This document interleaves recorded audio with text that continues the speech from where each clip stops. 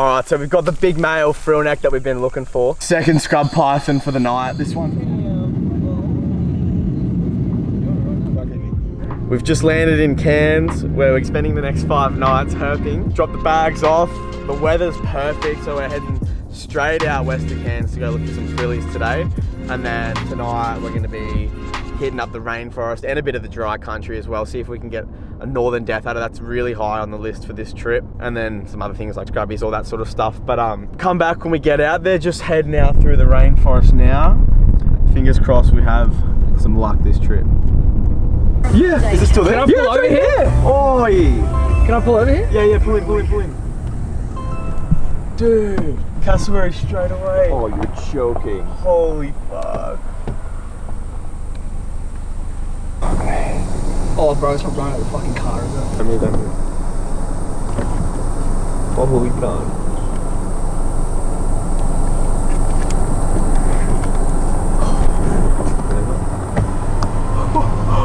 Fuck off! Not even out at Davies Creek yet, and we've got a cassowary. And it's just run up to the car as well. That is insane. The biggest targets that we've got this trip in Cairns is a cassowary. And we're just driving along the highway and this thing's just crossed the road out in front of us. We're into some nice habitat now. Driving slow, checking the trees. Hopefully we can manage to get a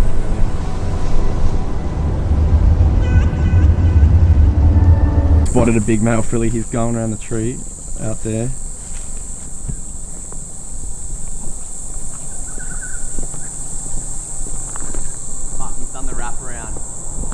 Private property, but there was a big male frilly just sitting on the tree here. I don't actually know whether he's gone to the top or not. I've lost sight of him, but he's done the swivel. There's 2 dead snakes up here. Oh, that's a spotted python. Fucking hell, what's this one down here before this car comes? Oh, that's the carpet. Another new road. Trees out here. Hopefully we got a bit of luck on our side.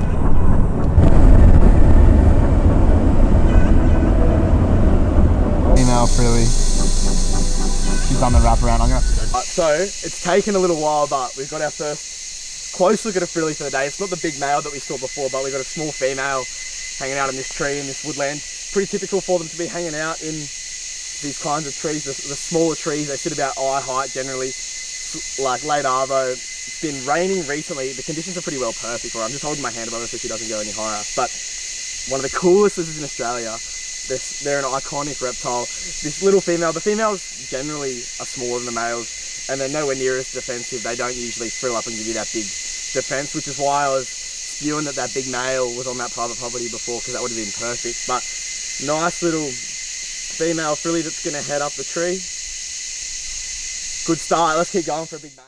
Little Tommy Roundhead, Diaperifera australis. Thought it was a little baby frilly, but the dragons are out. Alright, so we've got the big male frill neck that we've been looking for. Sitting in the middle of the road, this big staunch male. He's got shed skin all around his frill.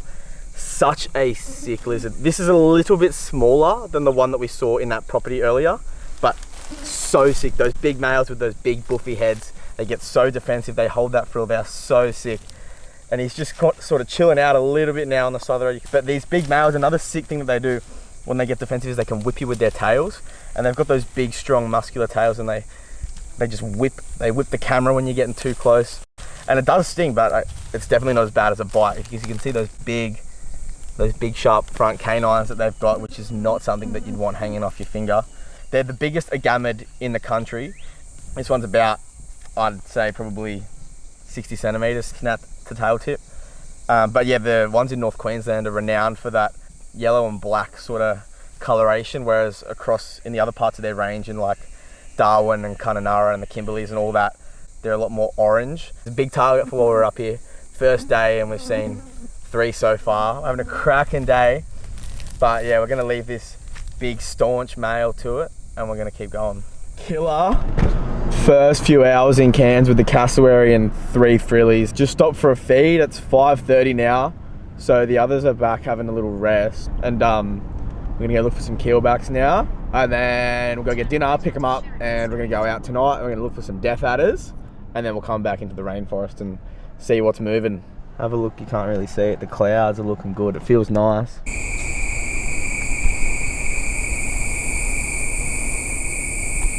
Pink-tongued skink out during the day in the rainforest. Nice and dark in comparison to those southern animals. You can see why they're called pink-tongued skinks. Look at the pink tongue on him. Please don't bite me on the foot. They've got a pretty gnarly bite. Pink tongue didn't want to hang around, but that's fine. That's not really what we're looking for anyway. Sick lizard, but we've run out of time now to see keelback for today. We've got to race back and get out west because it's going to be dark in an hour.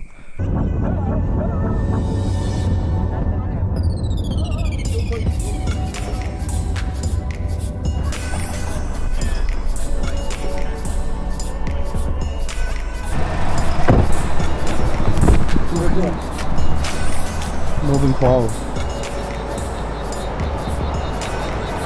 I don't think you can see it really.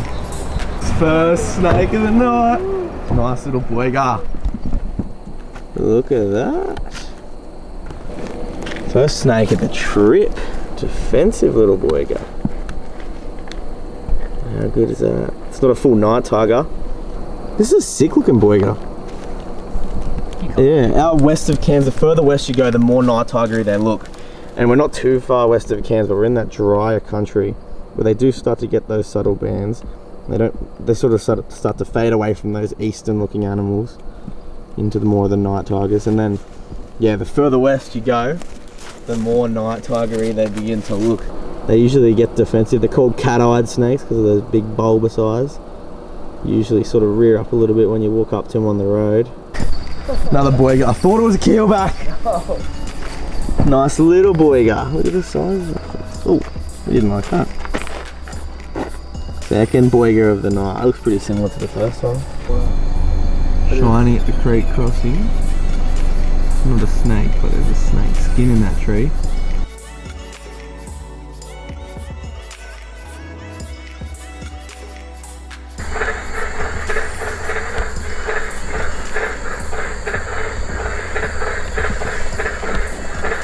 White-lipped tree frogs.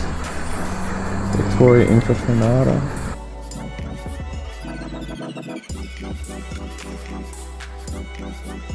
The servo. Rhinoceros beetle. Whoa, easy killer. Little scrubby on the road. First one for the night. But we're in a shit spot, so we can't spend long with him. We're just gonna have to quickly throw him off. But how sick.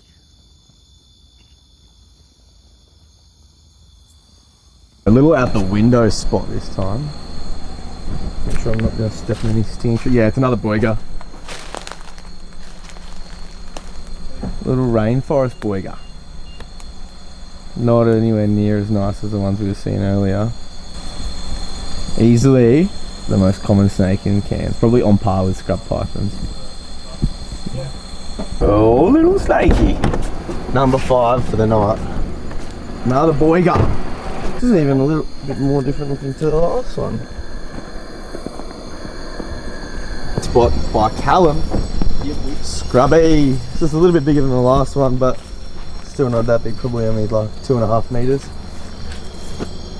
How good is that? Alright, second scrub python for the night. This one's a fair bit bigger than the last one. Probably 2.5 meters. It's like a sort of standard sized scrub python. Australia's longest snake. They can get to over 5 meters long, and for their size, they're a really slender species as well. So like, if you compare this scrub python of 2.5 meters to an olive python of 2.5 meters, the girth would be insane. The difference in girth would be insane, because this thing's probably not like 2.5 fingers thick, whereas an olive python would be like really solid and chunky. Probably one of the most common snakes in Cairns, along with brown tree snakes as well. We're really hoping to see a big 5 meter scrub python this year, or even one just above 3 meters. I've never seen one above 3 meters. And they're actually pretty hard to come by above that average sort of 2-3 meter size mark.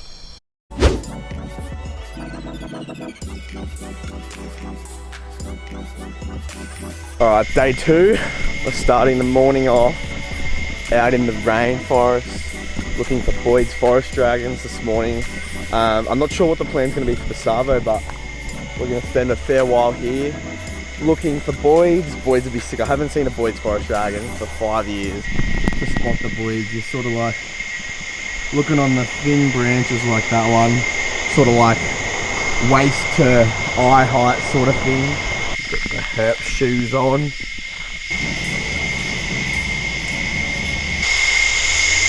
Nice little pose for you. Yeah.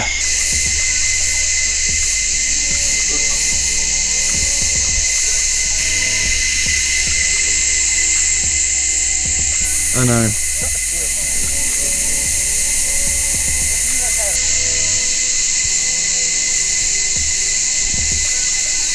Alright, how good is this? First Boyd's for the day. Boyd's forest dragon. Hypsilurus boydii is just sitting on this thin branch out here in the rainforest. Been like 2 minutes on the trail and we've turned one up already, which is a very big surprise to me considering I've only ever seen one in my life and that was over 5 years ago. So I'm stoked to have seen this one this morning. Well, the big males get those crests and that's how you can tell them apart from the females. There's only 2 species in their genus. There's the Boyd's forest dragon and the southern angle-headed dragon. And the southern angleheads are found further south, closer towards me. Yeah, these boys are endemic to the wet tropics up in far north Queensland. They can thermoregulate really well. They don't need to bask in the sun like a lot of other reptiles. And they don't really need that UV. They just get whatever they can get through the canopy of the trees. I am stoked. I'm going to try and get a few more photos and we'll see where we go.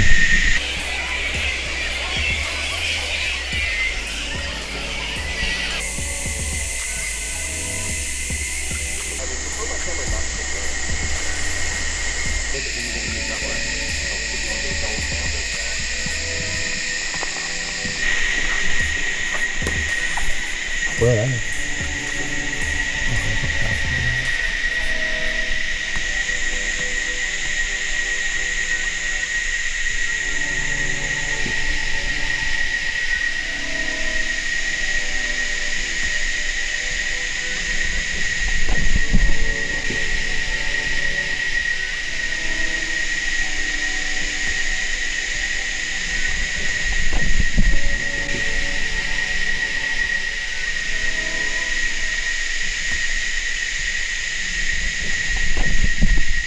We had a killer day today with that awesome cassowary experience and 4 Boyd's forest dragons.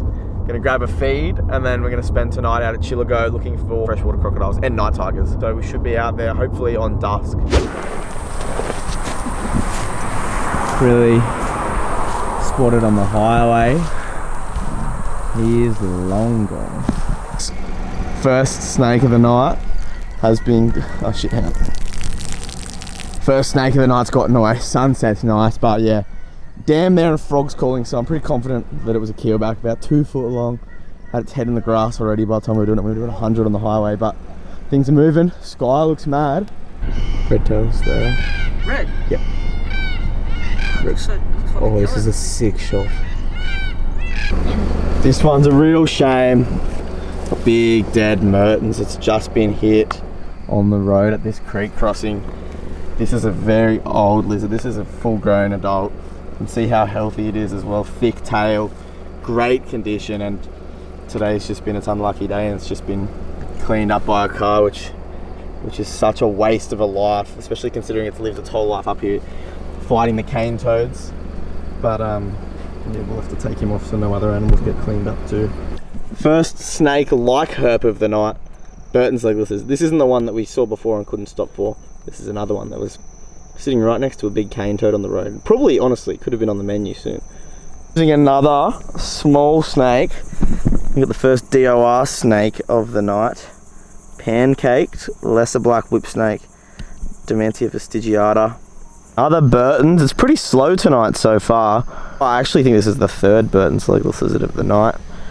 And we're almost at our spot where we're going to go look for some freshwater crocodiles. Fingers crossed, because that and a proper banded night tiger are the big targets. Alrighty, next snake of the night is this super flippy Carpentaria snake, Cryptophis boschmai. This is the first time that I've actually seen this species. They're literally just like a brown small-eyed snake. They're nothing crazy.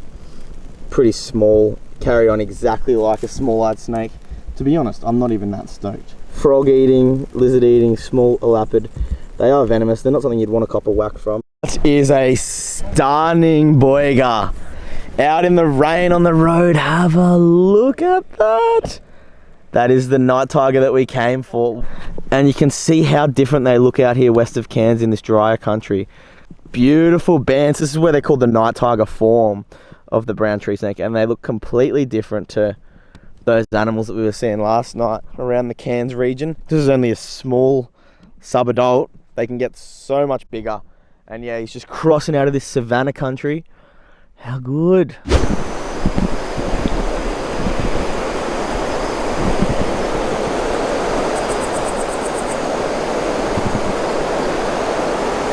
Looking for crocodiles out in this creek. Looked over the other side, and there is a nice carpet python just waiting in ambush for an unsuspecting mammal to come past. Coastal carpet python, Morelius below to McDowell. Relatively common out here. First one we've seen on the trip though. It's sick to see one in ambush, and you can sort of get a good look at him from here. Beautiful snake. Pretty decent size. That's the 4th snake for the night so far, which is pretty mad. But we're going to leave him be because we are dying to see a freshwater crocodile. And we got pictures of orange nape snake. But we got freshies to find. A couple of minutes. Hatchling freshwater crocodile. That is what we came for. Oh my god, that is sick. There's 3 hatchlings around this little area.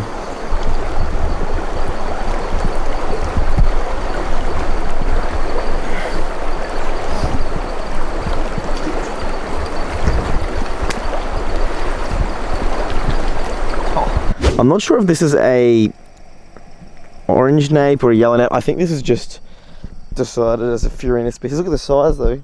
There's not really any diagnostic features, which I've recently learned. Saw one of these in the Brigalow, which would be in another video that'd be out by now. Alright, next snake of the night. Little slaty grey snake. Very common up in the wet tropics. They're completely harmless. They're a colubrid. So they're one of only 5 colubrids in the country. They get a lot bigger than this. They can get to I think it's like 6 foot long.